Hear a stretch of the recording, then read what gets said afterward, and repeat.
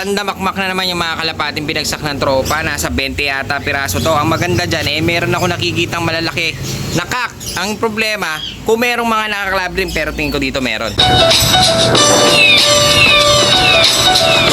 Mga singka, bali ngayong araw na to, meron nagbagsak sa atin ng kalapate. Nasa 20 piraso, mga singko. Sa panahong medyo paulan-ulan na. Pag ganito kasing maulan-ulan, kung pwede lang sana medyo palaylo ako ng konti sa kalapate. Medyo hindi ako ganong nagkukuha, nag-i-stock ng kalapate, mga singko nga. Dahil nga gawa ng mga maulan, puso ang one eye. Kasi nung medyo mainit-init na, talagang nagkaka-one eye na halos yung, kahit nga ako, mga singko, tinamaan nga yung mga sa atin ng one eye. Ngayon medyo laylo ako sa kalapate. Siguro kumukuha ko yung sakto lang na pwedeng pang display, mga singko. Pero hindi ako masyado nag-i-stock pag ganitong paulan na ng hapon. Kasi kada hapon dito sa may sa amin, talagang umuulan na. Kaso, si tropa talagang nagbagsak ng kalapate, bawas alaga daw. Pinuha na natin. So, ayan, nasa 20 piraso ito, 20 piraso. Ang maganda dyan, lahat matanda. Lahat matanda. Walang young bird, tsaka magaganda katawan. Hinipo natin, mga singko. Magaganda yung katawan, matatanda na sila, breeder na. Kaya medyo kahit pa paano malakas sa ganitong panahon. Medyo hindi tulad ng mga young bird, talagang umulan lang ng konti, talagang nagkaka-one eye. Lalo na yung presyo natin nasa labas, medyo naaanggian ng ulan paghahapon na umuulan. Ito medyo malalakas sa katawan nito. Total, mga singko, medyo mura lang naman binenta ng tropa natin, kaya kinuha na rin natin. Nasa 20 piraso sila. Ang gagawin natin dito talagang ilalabas na natin para agad mabawasan, mga singko. Yun nga pala, medyo nagbawas tayo ng presyo para nga ang pasok ng ibon dito mabilis din ilabas, mga singko, pag ganyan nakamura. Medyo binaba natin ng konti yung presyo.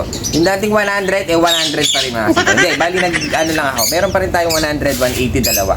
Ngayon, namimili ako, binababa natin ng 70, binababa natin ng 60. May 60 pa nga tayo, mga singko. Mamaya makikita nyo yung mga 60 natin.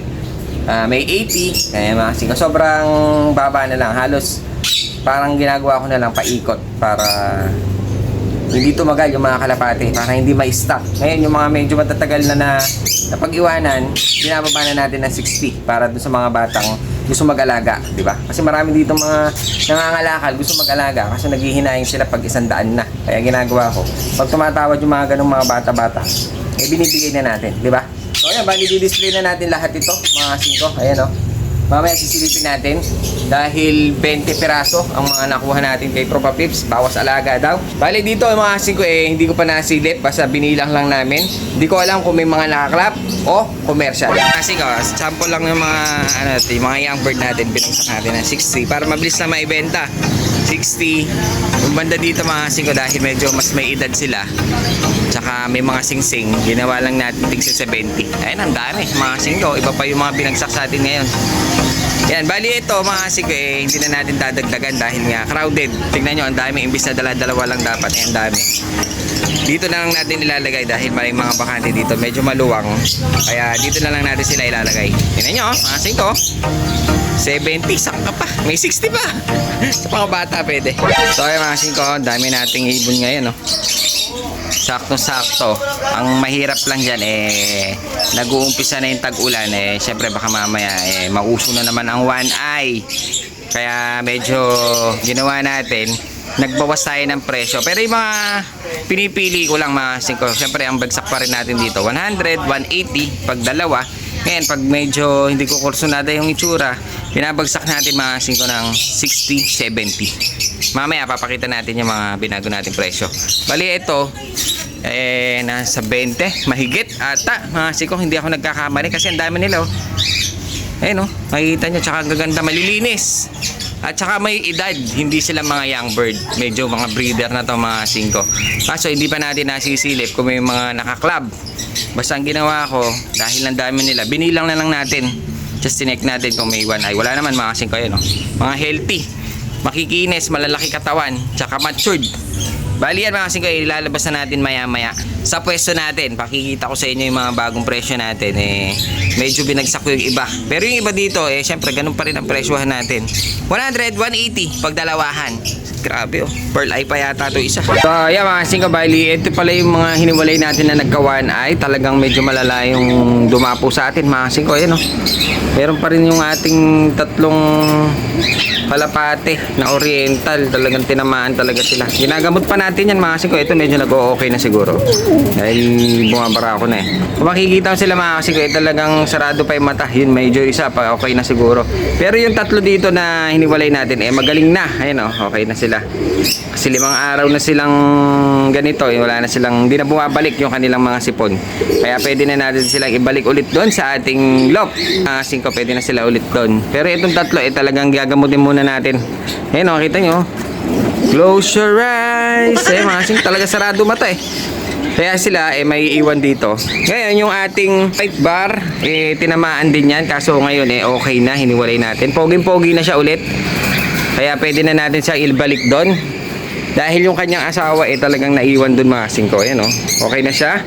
5 days na rin ang nakakalipas at wala na rin siyang sipon, hindi na bumabalik. Kaya pwede na natin ulit ibalik yung ating blue white bar mga kasing ko. Ayan, ilalagay na natin doon sa ating flyer slope.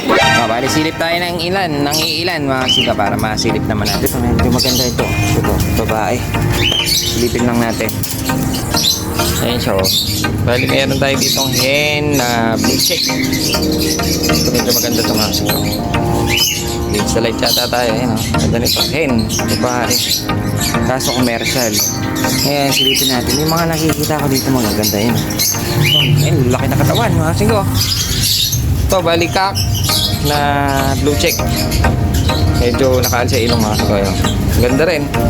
May leg band siya, ayan club ring itong isa MT RPC North Berberis, may mga nakaklab pala. Ngayon, ito ganda nito blue check, halos blue check blue bar blue check blue bar. Ito ganda na mukha. Kak din ito. Bali may leg band din siya. Kak maganda rin pala yung dala ni tsaka magaganda yung katawan. Malayo sa sakit mga kasing ko. Ito blue bar, try natin itong blue bar. So meron tayong blue bar, parang bumoborga pa. Malaki ang ilong. Bali meron siyang commercial nga lang. Pero halo-halo kanina nakuha natin, nakaklab siya ng empty. Ito naman commercial pero blue bar kak. Maganda yung katawan, nilinis kasing ko. Kaya pa tayo off color banda dun Bali ganyan na lang muna natin silipin. Pero may nakita ako dito na pearl eye. Kaso nadudumihan dahil natataihan itong nasa taas. Ito kasing ko, ganda nito, malinis.